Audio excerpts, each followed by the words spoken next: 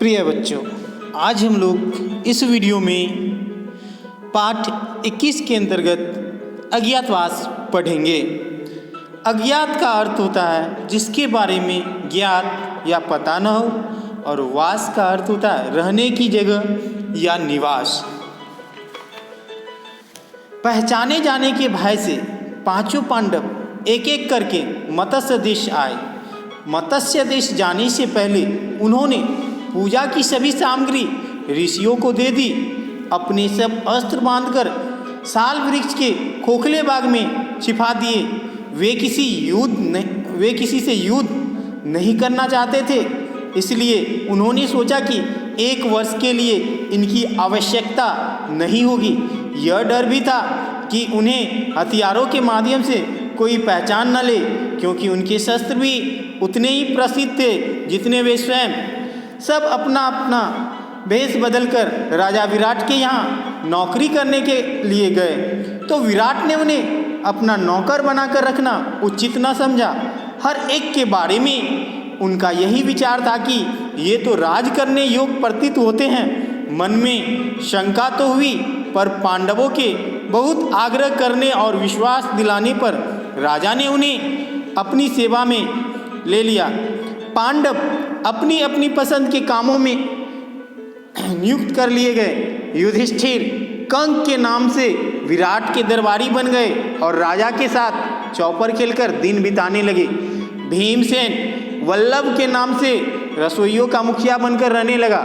वह कभी कभी मशहूर पहलवानों से कुश्ती लड़कर या हिंसक पशुओं को वश में करके राजा का दिल बहलाया करता था। अर्जुन स्त्री के वेश में बृहन्नला के नाम से रणवास की स्त्रियों, खास करके विराट की कन्या अर्थात पुत्री उत्तरा और उसकी सहेलियों एवं दास दासियों को नाच और गाना बजाना सिखलाने लगा।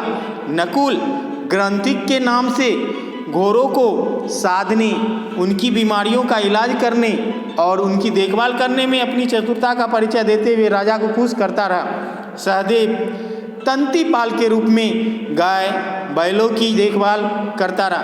पांचाल राजा की पुत्री द्रौपदी, जिसकी सेवा टहल के लिए कितनी ही दासियां रहती थी, अब अपने पतियों की प्रतिज्ञा पूरी करने हेतु दूसरी रानी की आज्ञाकारिणी दासी बन गई।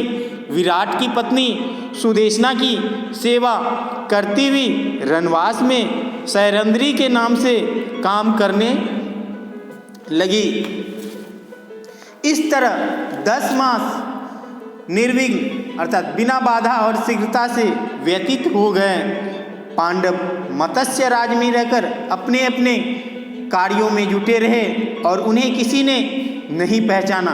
एक दिन कीचक की दृष्टि द्रौपदी पर पड़ी और उसने अपनी बहन रानी सुदेशना से कहा कि वह मेरी भी सेवा करेगी। परंतु द्रौपदी ने रानी को याद दिलाया, मेरे 5 पति हैं जो गंधर्व हैं। यदि उन्हें ज्ञात हो गया कि मुझे कीचक की सेवा के लिए बाध्य किया जा रहा है, तो वे बहुत क्रोधित होंगे और संभवतः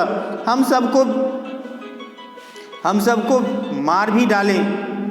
परंतु किसी में इतना साहस नहीं था कि कीचक को रोक पाता।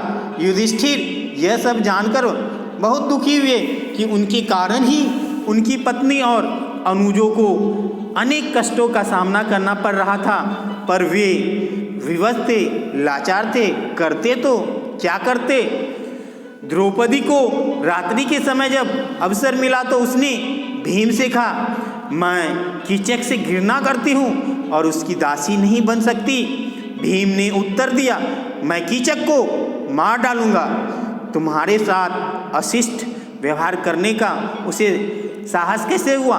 तुम उससे कहना कि वह तुम्हें रात्रि के समय नृत्य कक्ष में मिले, शेष मुझ पर छोड़ दो।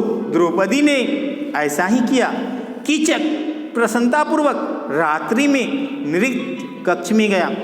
अचानक एक विशाल और प्रबल मनुष्य ने उसे जकड़ लिया और 2 बलवान हाथों ने उसके गले को दबा डाला। निसंदेह वे प्रबल भुजाएं भीम की थी। द्रौपदी पर्दे के पीछे खड़ी चुपचाप सब देखती रही। शीघ्र ही भीम ने कीचक को मृत्यु की गोद में सुला दिया। द्रौपदी और भीम वहाँ से अपने अपने कक्षों में चले गए। प्रातःकाल होते ही कीचक की मृत्यु का समाचार अग्नि की लपटों की तरह चारों ओर फैल गया। सभी आश्चर्यचकित थे। कीचक को भला कौन मार सकता है? रानी सुदेशना ने कहा, अवश्य ही शैलेंद्री के गंधर्व पतियों में से एक ने मेरे भाई को मारा होगा। वह अपने मृत भाई के लिए शोक करने लगी।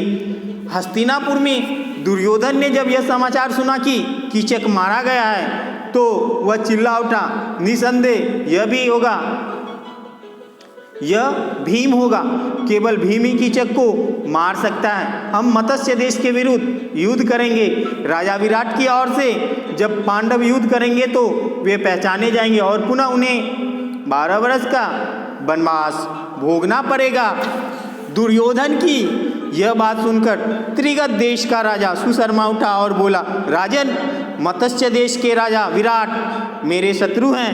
कीचक ने भी मुझे बहुत तंग किया था। इस अवसर का लाभ उठाकर मैं उससे अपना पुराना बदला भी चुका लेना चाहता हूँ। प्रिय बच्चों, इस वीडियो में बस इतना ही। आगे हम लोग इससे आगे पढ़ेंगे, अगले वीडियो में आगे पढ़ेंगे। धन्यवाद।